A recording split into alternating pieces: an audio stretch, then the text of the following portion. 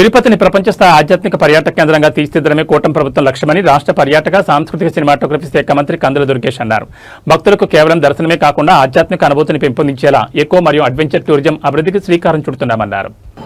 Temple tourism అనేది ఆంధ్రప్రదేశ్ రాష్ట్రంలో ప్రధానమైనటువంటి టూరిజం యాక్టివిటీగా ఉంటున్నటువంటి సందర్భంలో ఇక్కడికి వచ్చి దర్శనం చేసుకుని వెళ్ళిపోయేటటువంటి వారు ఒకరోజు 2 రోజులకి పరిమితం కాకూడదనేటువంటి ఆలోచనతోటి వచ్చిన వాళ్ళు కనీసం ఒక 2-3 రోజులు ఉండి కేవలం ఆలయాల్లో దర్శనాలు మాత్రమే కాకుండా చుట్టుపక్కల ఉన్నటువంటి అన్ని ప్రకృతి సౌందర్యం ఉన్నటువంటి అనేక కార్యక్రమాలను కూడా చూడాలని, టూరిజంకి సంబంధించినటువంటి అనేక కార్యక్రమాల్లో పాల్గొనాలనేటువంటి ఆలోచనతో ఇవాళ ఆంధ్రప్రదేశ్ రాష్ట్ర ప్రభుత్వం, కూటమి ప్రభుత్వం, ముఖ్యమంత్రి చంద్రబాబు నాయుడు గారు, ఉప ముఖ్యమంత్రి పవన్ కళ్యాణ్ గారు, పైన ఉన్నటువంటి ప్రధానమంత్రి నరేంద్ర మోడీ గారు ఈ రాష్ట్రంలో పర్యాటక రంగాన్ని అభివృద్ధి చేసి తద్వారా ఫుట్ఫాల్ అనేటువంటిది వచ్చిన వాళ్ళు 2-3 రోజులు ఉండాలి అనేటువంటి ఆలోచనతో హోటల్ ఇండస్ట్రీని, హాస్పిటాలిటీ ఇండస్ట్రీని సంగతి మీ అందరికీ తెలిసిందే.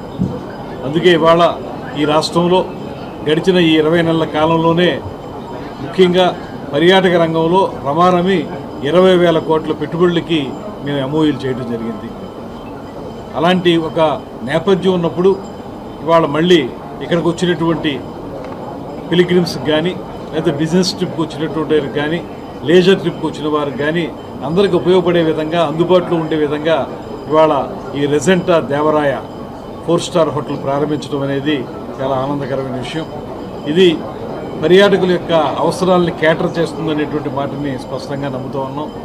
తర్వాత ఈ 4 స్టార్ హోటల్ అయినప్పటికీ కూడా ఇందులో 5 స్టార్ 7 స్టార్ ఫెసిలిటీస్ అన్నీ కూడా పెట్టామనేటువంటి మాట వారు చెప్పారు, గాయత్రి గారు ఇందాక.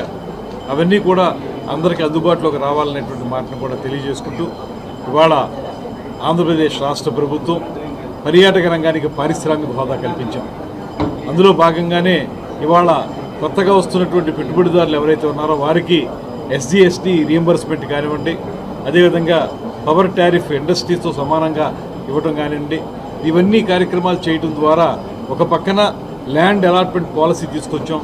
ఆ ల్యాండ్ అలాట్మెంట్ పాలసీ ద్వారా రాష్ట్రంలో ఉన్నటువంటి వివిధ ప్రాంతాల్లో ఉన్నటువంటి ల్యాండ్స్ని అలాట్ చేయడంతో పాటు వారిని ఎంకరేజ్ చేసే విధంగా ఇన్సెంటివ్స్ కూడా ఇవ్వడం వల్లే పెట్టుబడిదారులు పెద్దగా ముందుకు వస్తున్నారనేటువంటి మాట తెలియజేస్తున్నారు.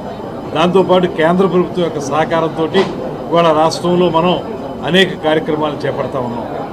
ఈ మధ్యకాలంలోనే కేంద్ర ప్రభుత్వం, ముఖ్యంగా పర్యాటక శాఖ గజేంద్ర సింగ్ షెకావత్ గారు చెప్పినటువంటి మాట, మనకి 2 ఐకానిక్ సెంటర్స్ని పర్యాటక రంగంలో ఇవ్వడానికి ముందుకొచ్చారు. అందులో మనం ఒకటి తిరుపతి, మరొకటి విశాఖపట్నాన్ని ఐకానిక్ సెంటర్స్గా ఏర్పాటు చేస్తున్నాం. ప్రమాణం ఒక 500 కోట్ల రూపాయల పెట్టుబడితోటి తిరుపతిలో, మరో 500 కోట్ల రూపాయల పెట్టుబడితోటి విశాఖపట్నంలో కూడా ఈ ఐకానిక్ పర్యాటక సెంటర్స్ ఏర్పాటు చేయబోతున్నాం.